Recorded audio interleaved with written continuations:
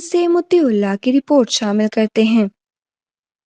پاکستان مسلم league Germany کے general secretary Ansar but کی جانب سے نئے تعینات ہونے والی پاکستانی سفارت خانہ برلن کی انفارمیشن سیکریٹری ہنا ملک کے اعزاز میں ظہرانہ دیا گیا۔ پریس سیکریٹری ہنا ملک نے کہا کہ سفارت خانہ کمیونٹی کے مسائل کو حل کرنے کے لیے کوشاں رہتا ہے۔ ہمارا کام اوورسیز پاکستانیوں کو سہولیات کی فراہمی ہے۔ کچھ مسائل پر قانونی پیچیدگیوں کو سامنے رکھتے ہوئے ہم مسائل کو پاکستان میں موجود اعلیٰ حکام کے سامنے پیش کرتے ہیں اور ہدایات لیتے ہیں، جبکہ ٹیکنالوجی کے اس دور میں کچھ مسائل ایسے ہوتے ہیں جن کے لیے قانون کی حدود میں رہتے ہوئے راستہ تلاش کرنے کی ضرورت ہوتی ہے۔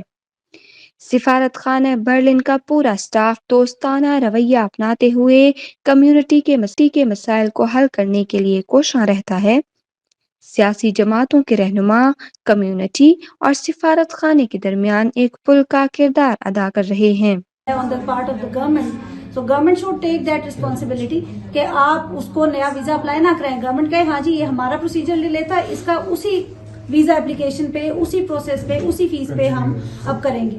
سو آپ بھلے ایکسٹینڈ نہ کریں لیکن as a special prerequisite آپ ایک جملہ ایڈ کر لیں کہ نیو ویزا ایشوڈ ایز وہ جو پروسیجر ڈیلے کی وجہ سے وہ پچھلا ایکسپائر ہو گیا۔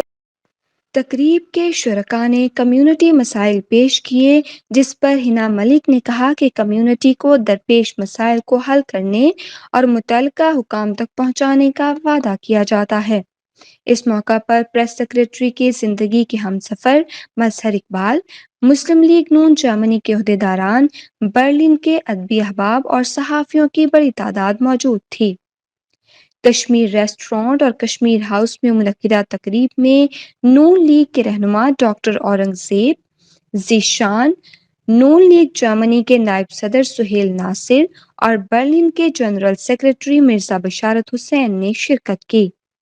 برلن کے ادبی حلقے سے شیخ ریاض، شاعر سرور غزالی، شاعر اور Pakistan German press club chairman اور سینئر صحافی ظہور احمد، مطیع اللہ، صحافی مہوش ظفر، علاوہ ازیں عدنان، عاصم مجید اور جسٹس ہیلپ لائن کے سفیر میاں مبین اختر نے شرکت کی۔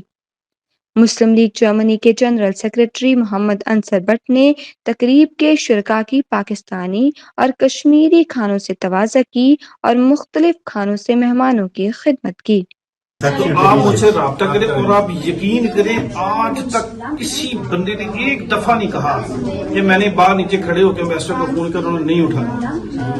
ان کے جو رٹھور صاحب تھے رٹھور صاحب وہ کہتے تھے کہ ہم حیران ہوتے ہیں میٹنگ میں بیٹھے ہوتے ہیں، فون آتا ہے پکڑتے ہیں، فون اٹینڈ کریں، ہم حیران ہوتے ہیں یار۔ جرمنی کی خبروں سے باخبر رہنے کے لیے سبسکرائب کریں اردو نیوز ٹوئچ لینڈ۔